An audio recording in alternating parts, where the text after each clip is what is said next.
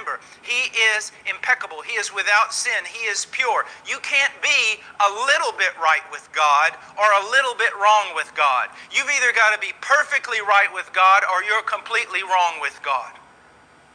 But the moment you place your faith in Christ, God legally declares you to be right with Him, and then He treats you as right with Him.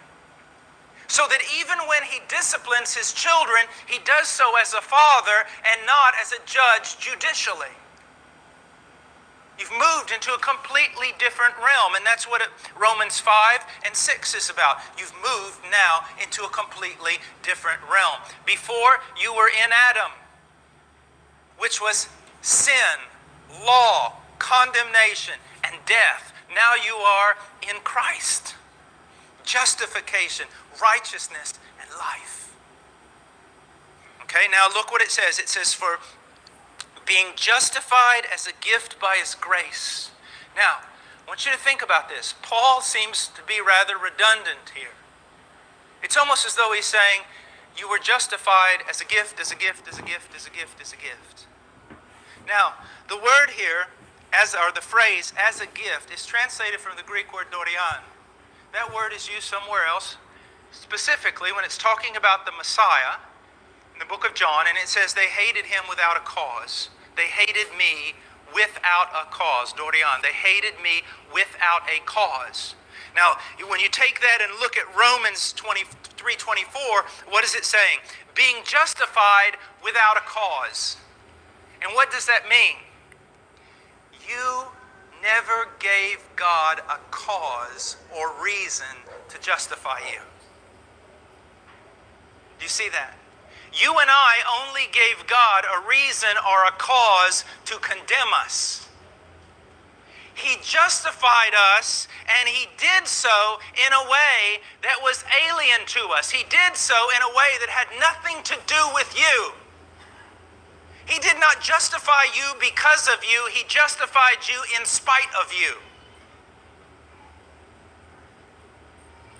It's grace. Now that comes down to this. If you ever take a contemporary religion class with me, it's really easy. I know there's multitudes and hundreds and thousands of religions in the world. No, there's not. There's really not. There's only two. Really, there's only two religions in the whole world. And what are they? There's Christianity, which is a religion of grace. And there's all the other religions of the world can be rolled up under this category, religions of works. Every one of them. Everyone. That's what's unique to Christianity, and what's so surprising and so manifest the evil of men that they would hate with the utmost hatred the one religion that is free, that is a gift. They hate it. Why? Because it exalts God and debases man. But if I were to stand up here and I was a reporter and I had an Orthodox Jew and a Muslim and a real Christian, a real one. And as the reporter, a secular man, I said to the Muslim, I said, sir, if you died right now, where would you go? And let's say he said, I would go to paradise. And I go, well, why would you go to paradise? And he says, well, the 5 pillars I've completed. I've given alms to the poor.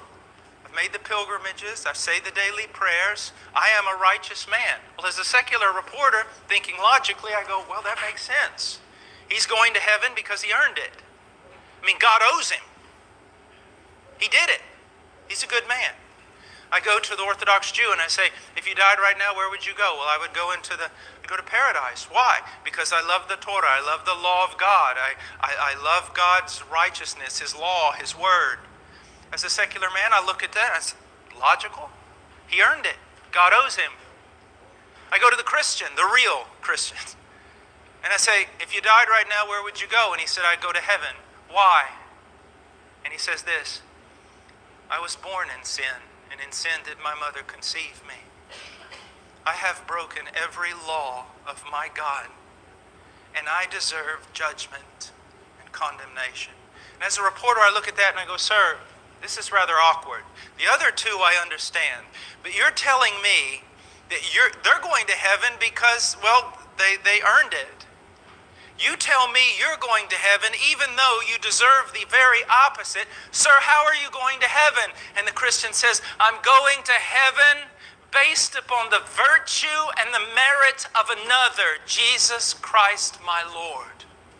That's why the Christian is the only person who can actually say he's going to heaven and not be boasting. He can say he's going to heaven and at the same time humble himself, because it is not by his own merit or virtue. Now, I am not teaching, as I will later demonstrate, especially tomorrow, that the true Christian lives like the devil and goes to heaven.